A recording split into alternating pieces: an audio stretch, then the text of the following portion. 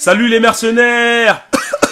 Excusez-moi, je suis en train de bouffer des potatoes, mais elles sont dégueulasses. S'il y a bien une chose qui m'énerve, c'est d'être posé dans les transports, de voir un mec avec un casque Beats by Dre, de me dire que obligé ce mec écoute de la putain de bonne musique, pour au final me rendre compte que ce fils de pute écoute du Black M. Ou encore un truc qui m'énerve, c'est quand Maître Gims se demande: je comprends toujours pas pourquoi autant de blancs me kiffent. Ben c'est simple. Putain, putain, putain! Il sait très bien pourquoi les bolos le kiffent, ce menteur là. Mais il y a quelque chose qui m'énerve bien plus que toutes ces conneries. Je m'énerve là, dis donc. Ce sont les thèmes et les punchlines qu'on recycle et recycle dans le rap. Et dans cette vidéo, on va avoir 5 phases qui sont beaucoup trop utilisées dans le rap. Ça tombe bien, j'ai besoin de me recentrer, de retrouver, de lâcher prise. Et croyez-moi, vous êtes pas prêts. En fait, si vous êtes prêts, mais je voulais juste faire comme les rappeurs qui annoncent des projets dont on a rien à foutre. Bref, c'est parti. Le savoir est une arme, je suis calibré, je suis cultivé. Le savoir est une arme, j'ai un bac plus 3, 5, 7. Le savoir est une arme, 3 carnets sur moi, je suis très intelligent. Il y a une chose qu'il faut savoir. Il y a des rappeurs qui disent le savoir est une arme alors qu'ils ont ni diplôme, ni arme à feu. Faut le savoir. Alors ok, ça faisait bien en 2007 quand c'était Kerry James qui disait ça. D'ailleurs c'était bien en 2007 tout court, quand Kerry James avait encore une carrière. Mais maintenant on se retrouve avec toute une ribambelle de fils de pute. Et ça s'appelle des rappeurs. Ok, on se retrouve avec plein de rappeurs qui utilisent ça à toutes les sauces. Bonjour, puis-je vous aider? Le savoir est une arme. Ça a pas l'air d'aller. Vous voulez que j'appelle un médecin? Le savoir est une arme. Ok. Sécurité? Sécurité! Mais le pire, c'est que si tu les écoutes, tu vas vraiment croire que le savoir est une arme. Une arme qui peut même pas empêcher des élèves de se faire allumer dans une école. Oh non, pas ça. Pas aujourd'hui, pas maintenant, pas après tout ce que tu as fait. Même Donald Trump, il a fini par croire que le savoir c'est vraiment une arme. C'est pour ça qu'il propose une loi pour que les profs puissent porter une arme en salle de classe. En tout cas, si cette loi elle passe, il y a des professeurs, ils seront déjà mieux armés qu'une grande partie du rap game. Sérieusement, des rappeurs qui ont même pas le bac, qui ont même pas le brevet, encore pire, à une dictée en 6ème, ils ont eu 2 sur 20 et ils se permettent de dire le savoir est une arme. Dans ce cas-là, si le savoir est une arme, certains tirent avec un pistolet à eau et rien d'autre. L'argent fait pas le bonheur. On aime à dire que l'argent contribue au bonheur, mais L'argent fait pas le bonheur, dis pas ça devant le daron. Alors là, concernant cette phase, il y a 2 solutions. Soit c'est une phrase de gros hypocrite, soit c'est une phrase de rageux qui n'ont pas réussi à faire de l'argent. Je leur pisse au cul. Vous imaginez si on prend ce délire au sérieux? Je ne vous ai pas payé ce mois-ci, car je veux que vous soyez heureux.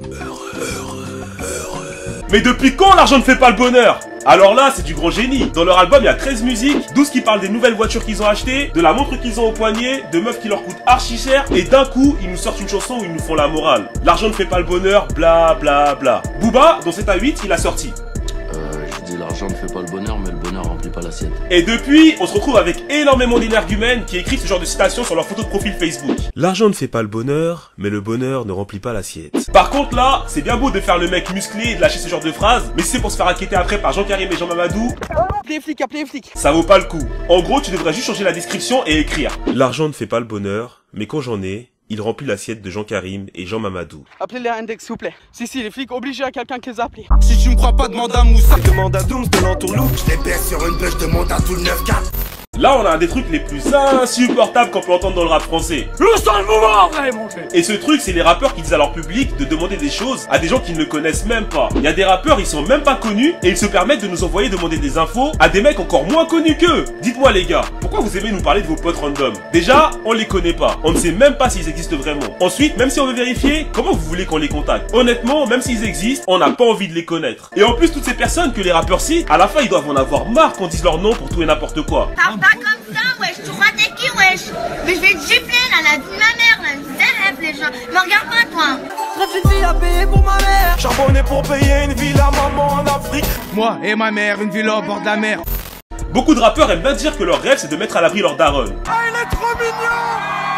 Il est trop mignon.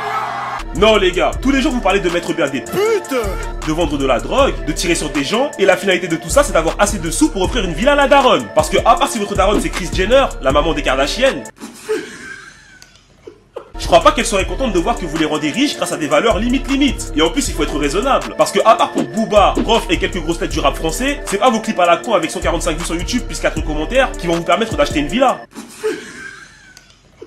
Mettez un pouce bleu la mif, partagez la mif. Mixtape prévu fin 2019, vous êtes pas prêts? Est-ce qu'il y a quelqu'un?